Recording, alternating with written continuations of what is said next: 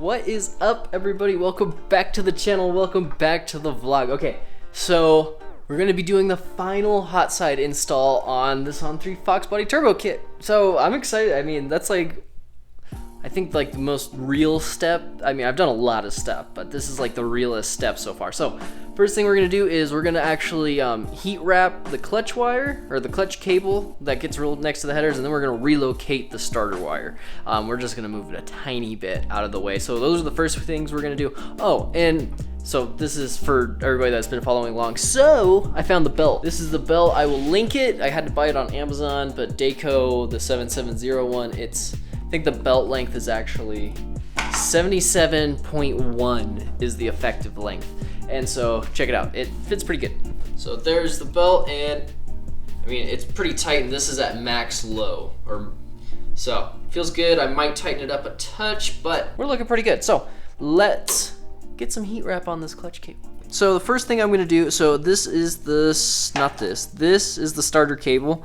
And so I'm gonna unhook it, and instead of coming from down there, I'm gonna go to the other side of the K-member and loop it and wrap it up onto the starter solenoid. So that's what I'm gonna do first, and then we will wrap this with some heat wrap. So let's get to it. And voila, look, so I relocated the starter wire, and I wrapped the clutch wire, and I wrapped them together, and there's just, it's gonna be all okay, and it's heat shielded, so it won't burn up and melt and all that crap that we don't want it to do. So it looks good. So the next step is I'm going to clean up these where the headers are going to go, make sure there's no gasket material left, and then we're going to mount this driver's side turbo header. So let's clean this thing up.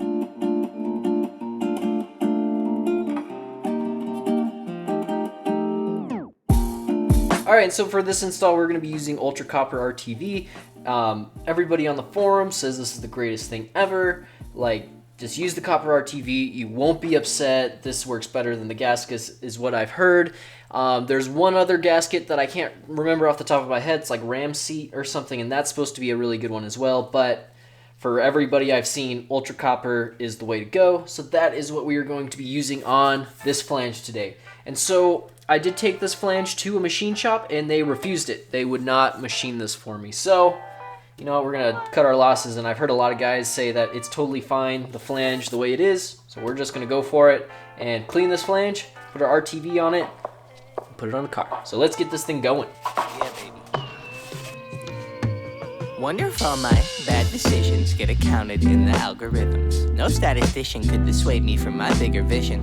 I know my occupation's quite an unlikely place in this world to occupy and talk about upon a daily basis. Our information's predetermined by some biased business. We all in sermon to silicon that push out lovely neighbors. I'm done with paper chasing, think I'm on to bigger banquets. This that full circle, new wave, energy on it. And voila, it is done. Nice and pretty, looking good. Man, that dipstick made my life so hard. I can't even explain to you how hard that made my life. It just didn't want to thread, but you can see a little bit of RTV peak. I might just... That was a bad idea. Alright, I'll wait till it dries, and then I'll cut around it. But it's looking good. Header looks good. I'm excited for it. So let's get the cool passenger side one done. I've been wearing gloves, my hands are still itchy. What's wrong? That's not right.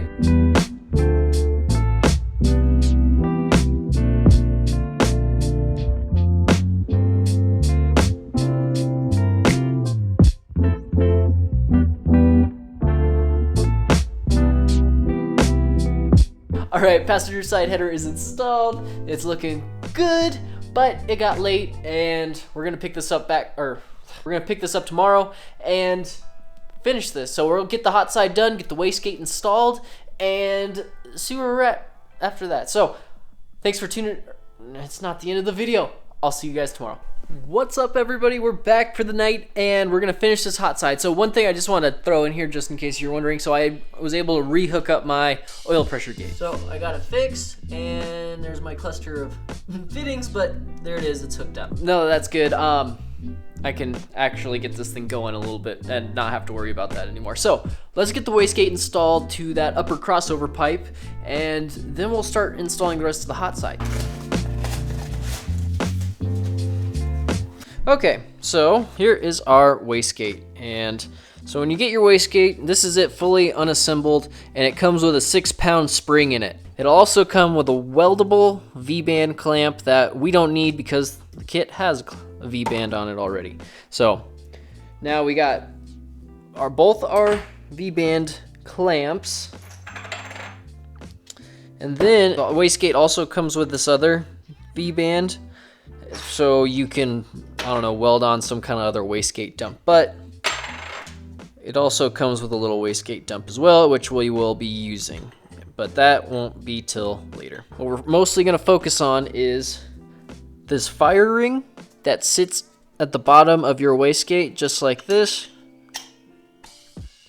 And when you put your V-band on to the actual crossover pipe, you're gonna have to smush it on there because it is spring loaded and it is kind of tough, so you can watch me struggle for a second, but we should be able to get it on. So we're gonna get that on, and then we'll put the vacuum fittings on it. So we're gonna be using this V-band and these 2 bolts. So let's try to do this.